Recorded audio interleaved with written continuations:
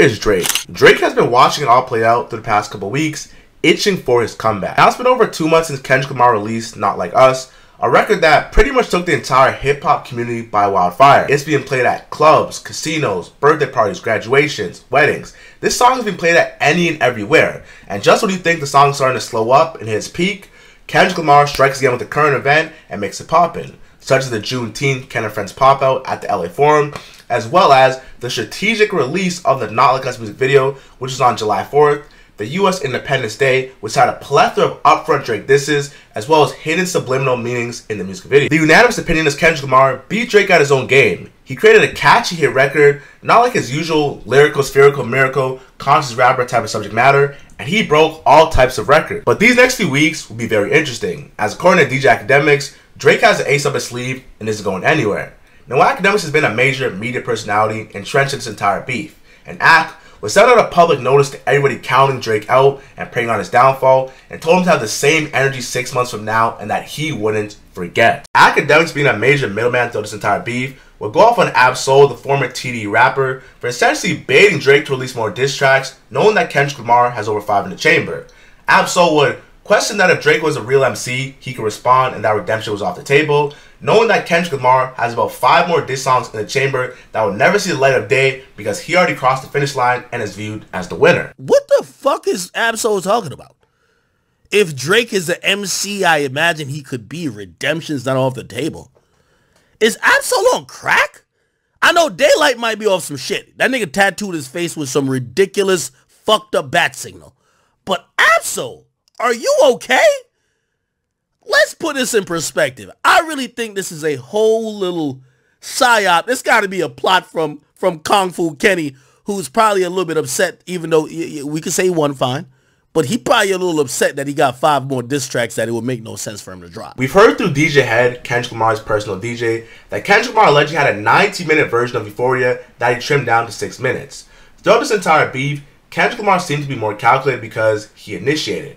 Just thinking back to the Like That verse, Kendrick Lamar baited Drake with Like That, then Drake responded with push-ups. And then once Drake responded with push-ups, Kendrick Lamar went to hibernation in the lab for 2-3 weeks and created as many diss songs as possible. 616 in LA, Euphoria, Meet the Grams, and of course Not Like Us, which is ruled as a knockout punch. The shame from Not Like Us has pretty much made Drake even stronger, as he realized that he has nothing to lose and he is itching for revenge and will not let this go.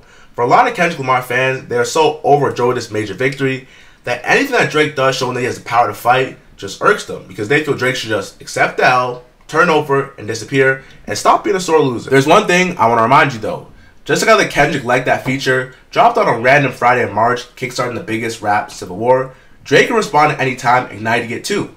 These are the 2 of the greatest rappers of our generation and biggest MCs going back and forth at each other at a rate that we've never seen in hip-hop due to the internet and social media. So if one were to respond, regardless of how corny or shady or weird it is for engagement, the media is going to eat it up, and this will be top-tier video hip-hop entertainment cinema. It's been very strange to see so many forces, once in alliance with Drake, leave him hanging at the biggest moment in his career where he's facing the most scrutiny. We saw LeBron James at the pop-out, as well as DeMar DeRozan, arguably the greatest rapper of all time, crip walking and dancing to a song calling Drake a pedophile. LeBron switching on Drake was even more crazy to me because they have been friends for years. As a matter of fact, they've been friends for decades. Drake celebrated with LeBron back in 2013 when the Miami Heat won the NBA Finals, and then back in last year, Drake brought Bronny on stage a couple months after he had a heart attack. And if this can't be any more crazy, Drake literally has a tattoo of LeBron James on his body. Now I understand this is hip-hop, and hip-hop is all about the competitive nature, but make no mistake about it. Drake and LeBron aren't typical celebrity, industry, top of their craft friends who just happen to be friends because they're both very successful. No, this is a real-life brotherhood and friendship that we've seen on and off the cameras. So when I saw LeBron James clicking up with Kendrick Lamar, maybe he just been in LA too long and liked Kendrick Lamar more. But it's still, very honest to say, very shocking because we thought the boy and the king was super locked in, but I guess that's not true. What hurt more than LeBron betraying Drake was DeMar DeRozan, the former shooting guard for the Toronto Raptors, being featured in the Not Like Us music video. For the first I said, and I'm glad D-Rose came home, y'all didn't deserve neither. Considering that Drake was the ambassador for the Toronto Raptors, and even name-dropped DeMar DeRozan on the song Lemon Pepper Freestyle, saying, "At my city, let me like DeMar DeRozan, I sent the child's support, she sent me the heart emoji." This was very shocking, as 2 years prior, DeRozan would go on wax on Club Shay Shay and say that he always had love for Drake and that Drake would always have a friend in him. No matter what, you know, when it come to him, he'll forever have a friend in me and loyalty out of me because, you know, he cared. Yeah, he was there for you. He was there for me when everything was just going crazy. Right. Now, it seemed like this loyalty was very short-lived, as almost 3 years later, he was seen crip walking on stage with Russell Westbrook. To put this into perspective, DeMar DeRozan was born and raised in Compton, just like Kendrick Lamar. So in a lot of ways, not just musically, he can relate to Kendrick Lamar's music experiences more than Drake, just based off their psychological and geographical upbringing and experiencing the same struggle living in the same place. But make no mistake about it, DeMar DeRozan was drafted in 2009 by the Toronto Raptors, and he played almost a decade for one team, one city, and one place that he called home, Toronto. So him clicking up with Kendrick and acting like what his relationship with Drake wasn't what we thought it was, as we've seen over the years through social media and perception, that was very shocking. Today, less than a month after the Not Like Us music video was released, DeMar DeRozan will seemingly recant and walk back his statements, which seemed very brutally honest about the time, about how his relationship with Kendrick Lamar was stronger than Drake and showing where his loyalty truly lies. It was fun to be a part of Not Like Us. For that moment, it was so much bigger than what people thought or look at it as a beef between Kendrick Lamar and Drake. It brought our whole city together in a different type of light, where there wasn't no issues and no violence. Everybody was coming together in a peaceful manner, and that was the beauty of those moments. Drake's still my man, none of it changed. It's so easy to get overlooked and look at it for what it looks like, but at the end of the day, it's music, entertainment. Two of the biggest rappers in the world went at it from a competitive standpoint and they battled it out. That's what you want to see as a fan.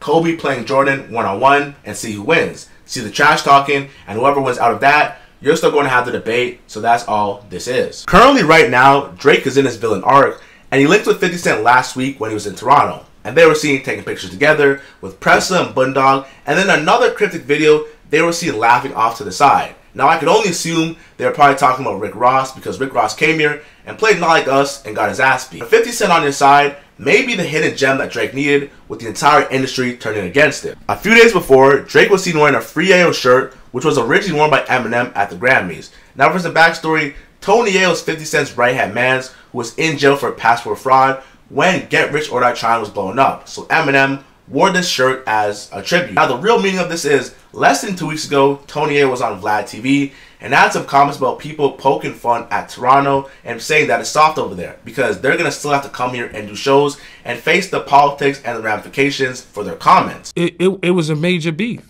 And it's to the point now where you can't really give your opinion because niggas still want to go to Canada. You know what I mean? You don't want to say something about Drake and fucking can't go to Canada. You got wild niggas like Pressa and Bun and all them wild niggas and all kind of other fucking top 5 and all these niggas. You got wild niggas in Canada. You know what I'm saying? And then you gotta, come on, the West Coast, that's the fucking grandfather of fucking gangbanging. Yayo would mention top 5 Bundog Pressa, known street rappers who have done crazy things in the past to build up their street cred. Schoolboy Q was performing at the History Theater, a venue in Toronto that Drake happens to be a co-founder of and a partial owner.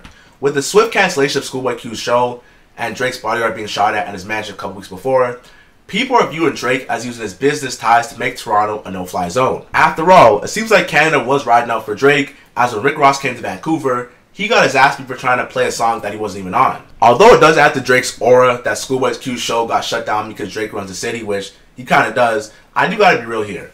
Schoolboy Q's show getting shut down probably has 25% to do with the Drake and Kendrick Lamar beef, but 75% to do with the fact that Toronto had a flood last week all over the DVP and the 401, which is the major highways here in the city, and that the History venue was pretty much flooded so no one could even pull up to the show. They just canceled my show in Toronto. Canadian police don't want nobody from TDE performing.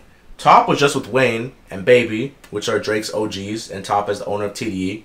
And Shake My Head, Party Next Door just had a show at the Palladium.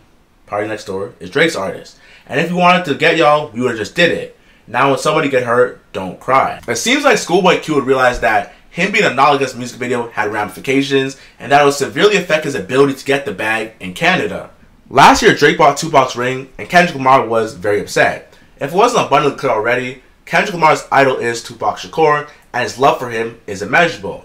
And he would talk about in certain interviews about how his dad brought him out to watch them form the California Love interview, or should I say music video, with Dr. Dre and Tupac Shakur in his neighborhood, and he watched it from the shoulders of his pop. That's why when he performed Euphoria, he changed the verse saying, "Give me Tupac's ring back and I might give you a little respect," as well as dressing like Tupac at the 1993 Source Awards, wearing the all red and jean fit. After Drake released Push Ups, he released Taylor Made Freestyle, which pretty much taunted Kendrick Lamar using an AI version of Tupac. Now a lot of people, particularly LA legends who are older, view this as very disrespectful because Drake was using an old LA legend who was dead to mock a younger LA legend in the making who's already cemented. And obviously, when it comes to rap beef, it's a coastal thing. America versus Canada. We've seen Not Like Us be played a million times after US wins anything, right? So it's really a coastal war, and people felt a way about Drake using it because already the narrative about Drake is that he doesn't understand black culture, he's a culture vulture, he doesn't understand things, he's just biting different styles. So for him to obviously own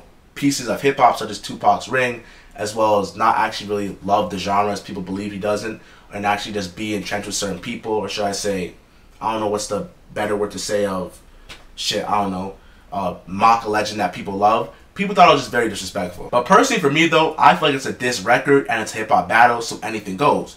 You're talking about people's love life, their dysfunctional families, their past politics, their past trauma. In hip hop, everything goes. So let's not start to draw a line in the sand of what we can do, what we can't do, because we've seen the craziest things throughout the life of hip hop in general. Drake would even purchase a 1996 BMW 3 Series that looks almost identical and very similar to the BMW 7 Series that Tupac was in when he got murdered. It's clear as day that Drake sees all the hate, and he's pretty much playing into the hand of it and doing things to make people mad, and it's working. Now with Drake linking him with 50, hopefully he got some Art of War 40 Laws of Power information given to him so that he can bounce back in his beef.